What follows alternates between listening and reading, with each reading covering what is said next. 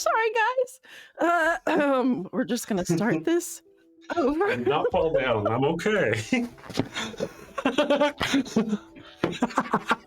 Oh, so sorry.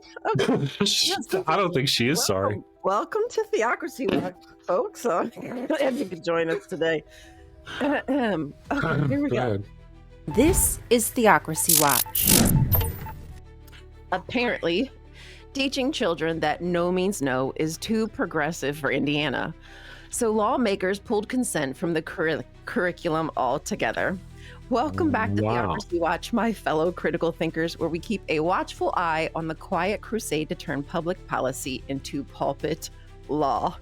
As per usual with Christian conservatives, nothing terrifies them more than children who understand boundaries. Republican Senator Gary Byer of Indiana said that teaching kids the right to refuse was way too sensitive of a subject.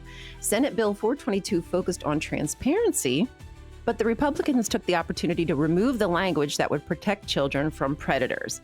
You know, that scary thing where kids learn they aren't property and keeping your hands to yourself is too woke.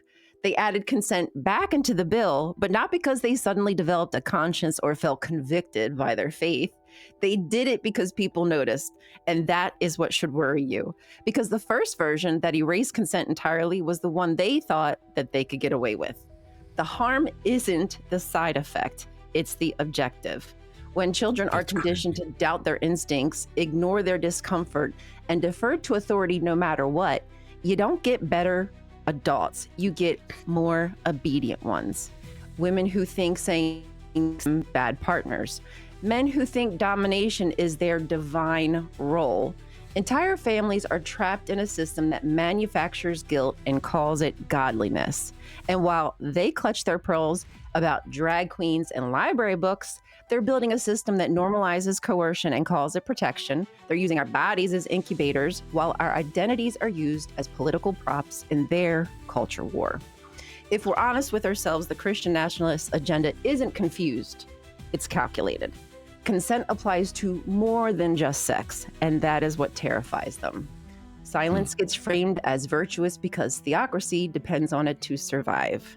So get loud and stay curious. And until next time. Sorry, y'all. Right. Well, just before Theocracy Watch, I hit the button and then I started to go get coffee and almost fell out of my chair. But seeing that I may have hurt myself, she couldn't stop laughing all the way through the introduction of Theocracy Watch. You saw. I'm like, help, I'm dying. And she's like, I'll help you as soon as I stop laughing.